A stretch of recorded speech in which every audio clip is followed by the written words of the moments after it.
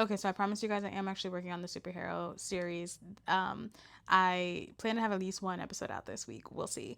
But one thing that I'm realizing as I go through this is actually like, okay, I'm not really a comics person. I'm a superhero person. I mostly consume them through TV shows and movies and things like that. And I know that that's not good enough for a lot of you guys because it means that I'm not getting their full histories since like every time there's a new Batman, there's a new like, they start from scratch again.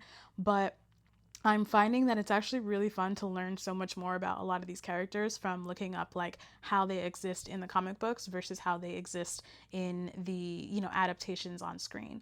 And one thing that I think is really interesting is how often we fall in love with the on-screen version of a character without even having to know like the real backstory or whatever. And then there's always going to be those purists who are like, oh, well, that's not the real origin story. Like, his family passed away this way, but they made it look that way in the movie or whatever.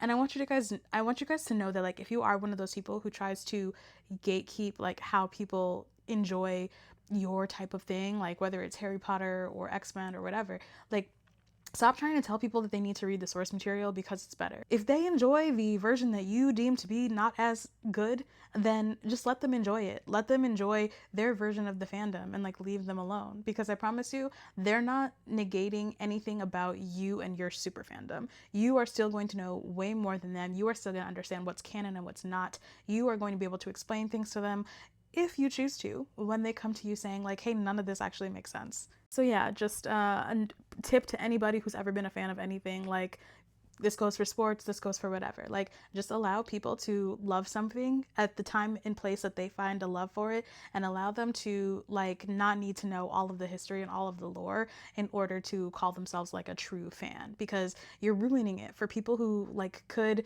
join you in your joy. You are ruining it. So stop being such a gatekeeper.